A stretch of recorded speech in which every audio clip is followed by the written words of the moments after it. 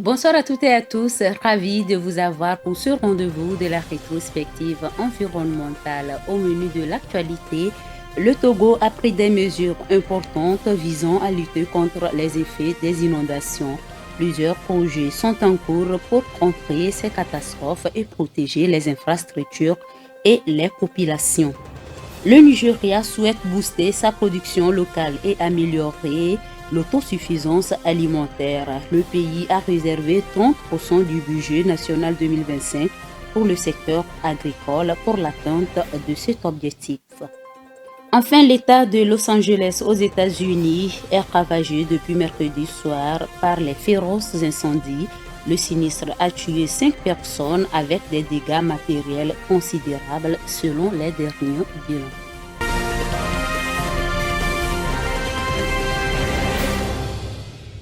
Au Togo, les inondations de l'année 2024 ont eu des impacts considérables sur les infrastructures d'assainissement. Désormais, le gouvernement togolais est prêt à agir. Plusieurs projets, notamment l'installation du système de pompage dans les zones sensibles et l'aménagement du triangle des rails, sont prévus afin de réduire les risques de ces catastrophes et protéger les populations. Voyons cela avec Honoré Kata. Après une année 2024 marquée par des inondations récurrentes dans plusieurs zones urbaines, le gouvernement togolais a décidé de renforcer les infrastructures d'assainissement pour mieux prévenir ces catastrophes. À Lomé et dans ses environs, l'aménagement de la dépression du triangle des rails, situé à Tokoin d'Ogbiavou, constitue l'un des projets prioritaires. Ce chantier, attendu depuis plusieurs années, vise à améliorer le drainage des eaux pluviales afin de réduire les inondations dans cette zone critique. En parallèle, des systèmes de pompage, indispensables pour évacuer rapidement les eaux stagnantes, seront installés ou renforcés dans les quartiers vulnérables tels que Avatame, Boumame et Atilamoun. Ces équipements permettront de limiter les dégâts causés par les pluies torrentielles, notamment pendant les saisons pluvieuses. Ces mesures ne se limiteront pas à la capitale. Dans plusieurs autres localités du pays, des initiatives similaires seront mises en œuvre pour répondre aux défis posés par les changements climatiques. Une enveloppe budgétaire initiale de 1,4 milliard de francs CFA a été allouée par le ministère de l'Eau et de l'Assainissement pour financer ces projets. Ce montant servira principalement à accélérer les travaux en cours et à lancer de nouvelles actions visant à renforcer les infrastructures d'assainissement tout en sensibilisant les populations locales à une meilleure gestion des ressources en eau. Ces actions traduisent une volonté claire du gouvernement togolais de s'attaquer aux causes profondes des inondations. En renforçant les infrastructures et en anticipant les risques liés aux précipitations, les autorités espèrent protéger les populations les plus exposées, réduire les pertes matérielles et économiques et garantir un développement urbain durable. L'État togolais a réservé un budget de 14 milliards de francs CFA pour améliorer le réseau routier en 2025. Cette mesure vise à garantir une meilleure mobilité des usagers et à réduire les émissions de gaz à effet de serre dans le pays. Les détails d'Honoré Kata. L'État togolais a défini un budget de 13,3 milliards de francs CFA pour l'entretien du réseau routier en 2025, en mettant l'accent sur les axes stratégiques et les points critiques du pays. Ces orientations ont été dévoilées lors d'un atelier de programmation organisé par le ministère des Travaux publics sous la supervision du ministre Sani Yaya. Parmi les priorités, la réhabilitation de la route nationale numéro 1 se distingue comme un enjeu majeur en raison de son rôle crucial dans les échanges économiques et la connectivité nationale. En outre, le ministère prévoit des actions novatrices pour améliorer l'impact des travaux sur le quotidien des citoyens. Une enquête de satisfaction des usagers est envisagée pour évaluer l'état des infrastructures et recueillir des retours directs. Cette approche participative vise à mieux répondre aux attentes et à identifier les améliorations nécessaires pour garantir un réseau routier plus efficace et sécurisé. Parallèlement, les travaux d'entretien routier intégreront des préoccupations environnementales et sécuritaires. La revalorisation des axes routiers devra s'accompagner de mesures visant à protéger les zones sensibles, limiter les impacts sur l'écosystème et renforcer la sécurité routière. Ces efforts permettront non seulement d'assurer une mobilité plus fluide et durable, mais aussi de consolider le développement socio-économique du pays. Plus de 80 millions d'euros, c'est le montant accordé à la Tunisie par la Banque mondiale. Ces fonds sont destinés à mettre en œuvre la phase 3 du programme de modernisation des infrastructures routières dans cette gouvernorat de la Tunisie. Le projet consiste à fluidifier le réseau routier afin de réduire les contraintes liées au secteur du transport. Suivant. La Banque africaine de développement a accordé un financement de 80,16 millions d'euros à la Tunisie pour la poursuite de son programme de modernisation des infrastructures routières qui en est actuellement à sa phase 3. Le projet a été approuvé par le conseil d'administration le 9 décembre 2025 selon la base. Ce projet consiste à la remise à niveau de 188,9 km de routes classées réparties sur 7 gouvernorats, notamment le Kef, Kasserine, Sousse, Sfax, Kairouan, Siliana et Gafsa. Les travaux vont durer 5 ans et permettront de réduire les contraintes de transport induites par l'étroitesse et le vieillissement de la chaussée. L'intervention de la Banque africaine de développement permettra d'améliorer la qualité du réseau routier classé de Tunisie et les conditions de circulation des usagers dans les zones ciblées. Elle contribuera à la promotion d'un système de transport efficient et durable de façon à soutenir la croissance et créer les conditions favorables à la circulation des biens et des personnes dans les différentes régions. Selon le ministère de l'Équipement, le réseau routier classé de la Tunisie est constitué de routes nationales, régionales et locales avec des pistes rurales en cours de classification. Il comprend notamment 360 km d'autoroutes et totalise environ 19 750 km de routes, dont 12 750 km revêtus, soit près de 65%, avec près de 2100 ouvrages d'art et de drainage. Ce projet, une fois achevé, facilitera également l'accès aux régions à haut potentiel agricole et l'interconnexion avec des pays voisins dont l'Algérie afin de stimuler l'intégration régionale. Au Burkina Faso, la faune et la flore sont menacées par la déforestation. Alors que le ministère de l'Environnement n'aménage aucun effort pour la survie de ces écosystèmes, des milliers d'hectares continuent de disparaître chaque année. Cette situation se résume d'une part au manque de financement et d'autre part à la faiblesse de gouvernance. Irène Papadira nous en dit plus. Les forêts jouent un rôle crucial dans la régulation du climat en capturant les gaz à effet de serre et en réduisant les effets du réchauffement climatique dans le monde. Au Burkina Faso, ces forêts sont en voie de disparition. Cette situation est accélérée par des pressions anthropiques telles que l'agriculture intensive, l'exploitation minière, la coupe de bois, l'urbanisation illégale et le manque de volonté politique. De plus, des projets d'infrastructures comme des écoles ou des centres de santé sont parfois implantés dans ces zones protégées, ce qui entraîne leur dégradation rapide. Les statistiques sont alarmantes. La forêt de Koulbi, dans le sud-ouest du pays par exemple, a été déclarée classée en 1955. Cependant, cette zone de 40 000 hectares est aujourd'hui largement dégradée avec des villages, des écoles, des forages et des infrastructures agricoles qui y ont été installées illégalement. La situation est similaire dans d'autres régions comme les Cascades et les plateaux centrales. Le financement insuffisant et la faiblesse des politiques publiques sont d'autres problèmes majeurs. Selon un rapport de la Banque mondiale, au moins 1% du budget national est alloué à la gestion des forêts et la surveillance des espèces forestières est largement insuffisante. Le personnel est en deçà des besoins, avec des équipements insuffisants pour faire face à l'ampleur du défi. Malgré tout, une lueur d'espoir apparaît avec l'engagement récent du gouvernement à recruter 4 000 agents des eaux et forêts dans les prochaines années, ce qui pourrait renforcer la gestion des forêts. En dépit des actions des autorités, les collectivités locales et les populations doivent prendre conscience de l'importance de préserver ces écosystèmes afin d'éviter des conséquences dramatiques sur le climat et la santé publique. Le secteur agricole du Nigeria occupe une place importante dans l'économie du pays avec 22% du PIB.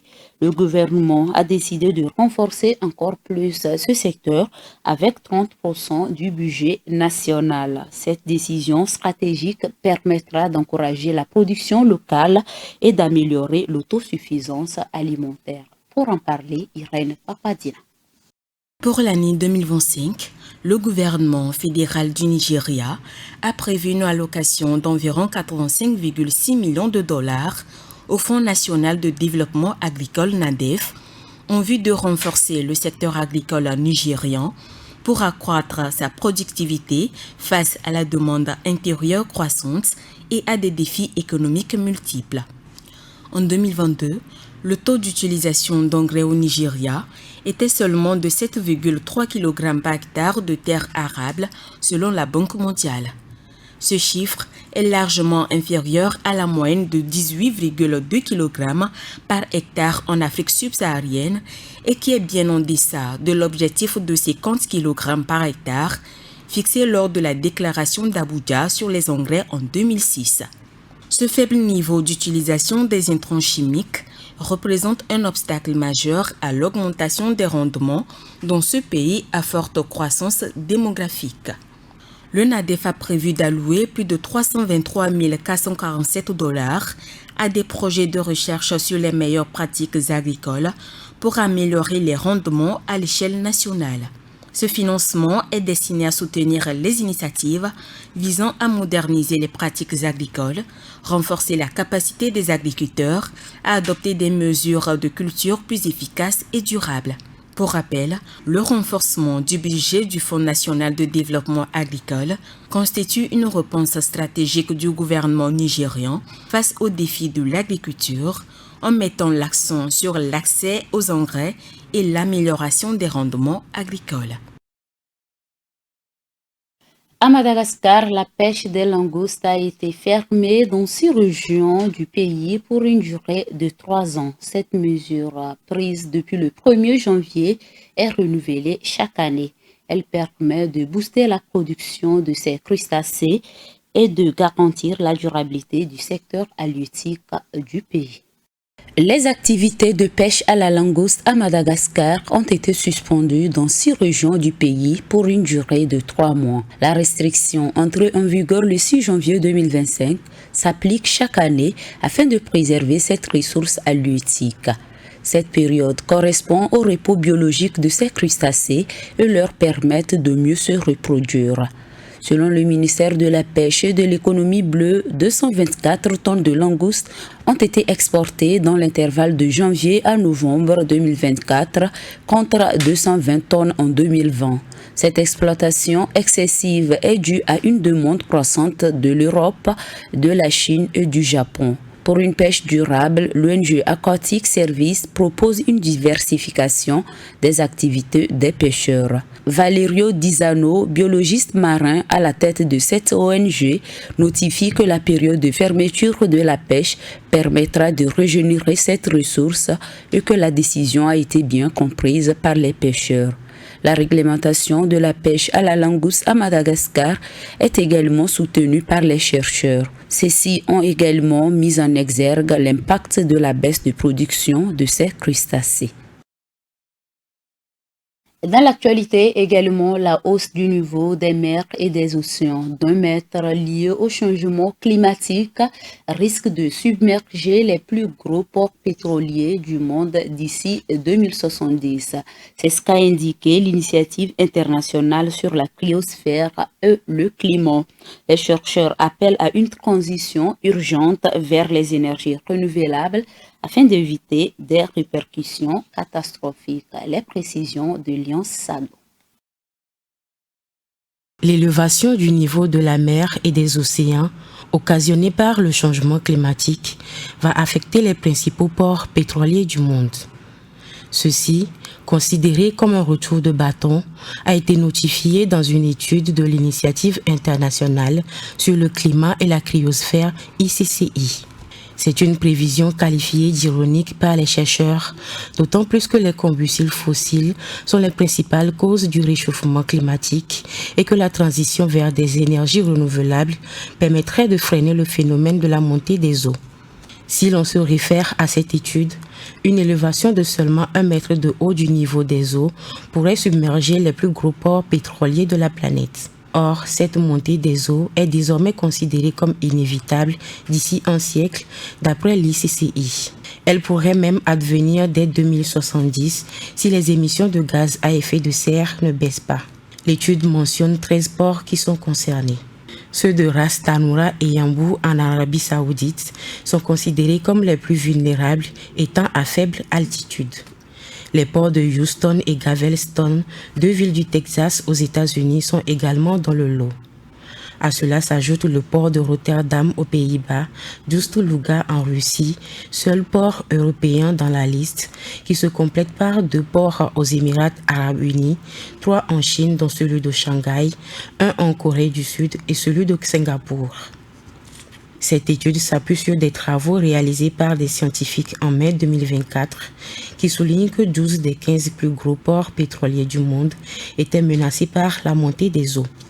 La directrice de l'étude au Guardian, Pam Pearson, revient sur le côté ironique de ce phénomène car ces ports pétroliers sont obligés de garder un œil sur l'élévation du niveau de la mer, pourtant lui-même lié à l'utilisation continue des combustibles fossiles. Elle ajoute que la situation démontre que l'élévation du niveau des eaux n'a pas été prise en compte par les gouvernements. Le conseiller scientifique principal de l'ICCI, James Kirkham, prévient que si les dirigeants ne redoublent pas d'efforts pour s'éloigner des combustibles fossiles, les terribles conséquences de la montée du niveau de la mer ne feront qu'accroître et affecteront tous les pays possédant un littoral, y compris ceux qui continuent de faire obstacle aux efforts de décarbonisation. L'implantation des panneaux solaires dans les déserts a des impacts positifs et considérables sur la qualité des sols, de la végétation et sur le climat. C'est ce qu'a indiqué une étude chinoise. Cette pratique ne dégrade pas l'environnement comme l'on pouvait le penser, mais elle contribue plutôt à restaurer les écosystèmes fragiles et à lutter contre les changements climatiques. Voyons cela avec Irène Papadina. L'énergie solaire en tant que source renouvelable et propre représente une solution incontournable pour lutter contre les dérèglements climatiques. Cependant, son déploiement à grande échelle suscite des interrogations concernant son impact sur les écosystèmes locaux, plus particulièrement dans les régions arides comme les déserts. Une récente étude publiée dans le Scientific Report apporte des réponses concrètes à ces préoccupations. Les chercheurs chinois ont démontré que l'implantation de vastes fermes solaires dans le désert de Talatong, situé dans la province de Qinghai, a conduit à des améliorations notables de la qualité du sol, de la végétation et du microclimat local. Les chercheurs ont pris en compte ces concepts indicateurs écologiques variés tels que la température, l'humidité, la composition du sol et la biodiversité végétale. L'application d'une méthode de pondération par entropie a permis de mettre l'accent sur les indicateurs les plus pertinents, offrant une évaluation plus précise des changements écologiques induits par la présence des panneaux solaires. Selon les résultats, les zones couvertes par les panneaux solaires ont montré une amélioration significative des conditions environnementales. Les déserts, traditionnellement perçus comme des environnements stériles, pourraient devenir des foyers de production d'énergie propre tout en étant revitalisés écologiquement. En modifiant la répartition de l'énergie solaire sur le sol, les fermes photovoltaïques contribuent à la transformation de ces zones en écosystèmes plus propices à la vie. Cette étude ouvre des perspectives novatrices pour l'avenir de l'énergie solaire. Elle démontre qu'au-delà de leur rôle dans la production d'énergie renouvelable, les fermes solaires pourraient participer activement à la restauration de certains écosystèmes les plus vulnérables de la planète. Le phénomène de la désertification devient de plus en plus récurrent et menace l'environnement. Sur l'île Guadeloupe, dans le département français, ce phénomène a touché la Méditerranée et les Outre-mer. Léon Sabo nous en dit plus. Les causes de la désertification à l'origine étaient associées à l'aridité du climat ou encore à la dégradation de l'environnement à travers la déforestation ou l'érosion. Mais la réalité est bien plus complexe.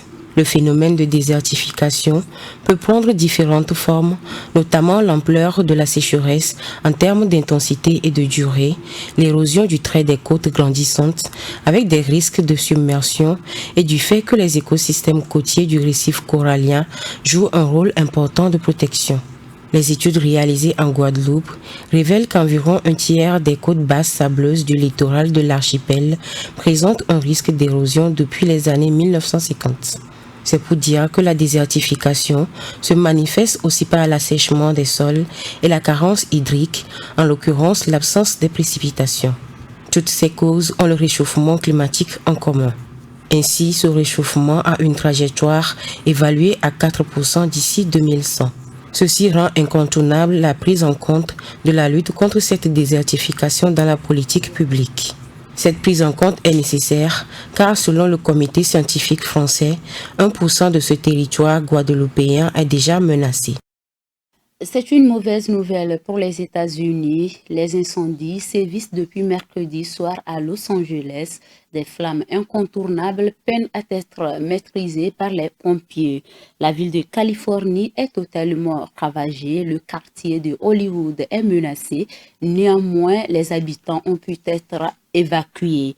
La catastrophe a fait au moins 5 victimes.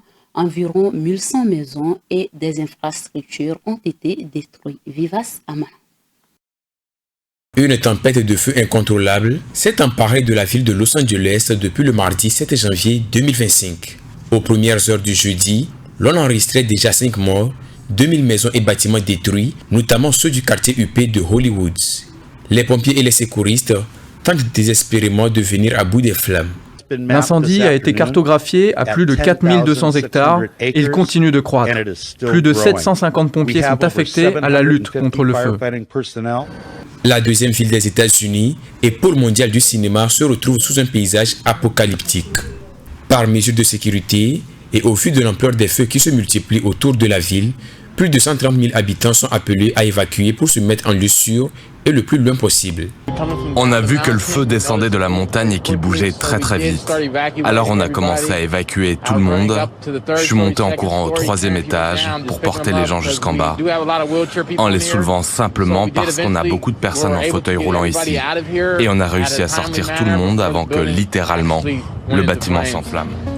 Les rafales de vent, avec une intensité de 160 km/h, emportent les braises et répandent les flammes sur des superficies immenses. Malgré un appui aérien, les flammes sont hors de contrôle par manque de ressources hydrauliques. Il faut que nos clients conservent l'eau, pas seulement dans la région de Palisade, mais dans l'ensemble du système, car les pompiers ont besoin d'eau pour lutter contre les incendies.